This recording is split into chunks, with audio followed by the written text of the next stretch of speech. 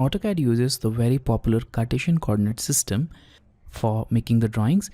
And in Cartesian coordinate system, we have x, y, and z axis. Here we have this x-axis represented with a red line, the y-axis represented with a green line, and we also have a z-axis which we cannot see because we're in the 2D plane. The z-axis is pointing outwards from the screen right now. Now, all the points in this Cartesian system are measured from this point, which is the intersection of x and y axis, or the intersection of x, y, and z axis in 3D, and that point is taken as 0, 0, 0, and each 0 represents the x, y, and z axis respectively. Now if you talk about 2D coordinate system, we only have x and y axis. So the first coordinate point will be the x-axis and the second coordinate point will be y-axis as shown here.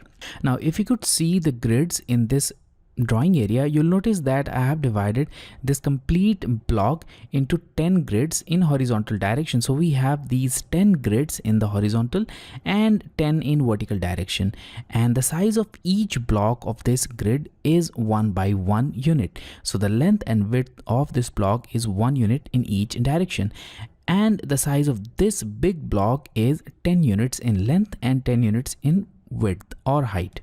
Now in order to find the coordinate of any point with respect to the origin, all we have to do is find out its x and y values. So let's say that we want to find out the coordinates of this point. So all we need to do is count the number of x blocks and then number of y blocks. So in this case we have number of x blocks as 10. So after 10 blocks we can make a line that will intersect this point. Now after 10 blocks along y direction, if we make a line, it will also intersect the same point. So the coordinate of this point is x10, y10, and that will be 10, 10.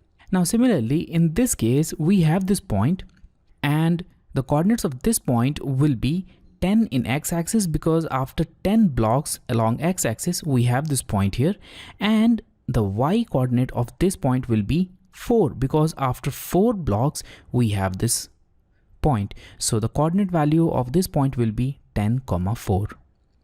Now that's the simple Cartesian coordinate system. Now if you want to use the polar coordinate system, then you can do that as well, and I've made a geometry here. Now this line starts from the origin and the length of this line is 10 units.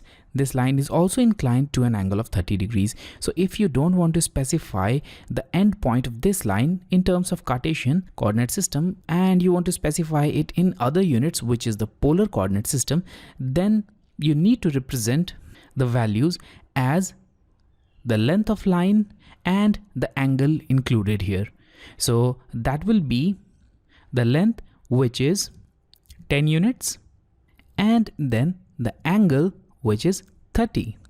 So this will be the value in polar coordinate system. So now we can represent this endpoint in terms of polar coordinates using this coordinate value, and we'll learn about this later on in this complete course.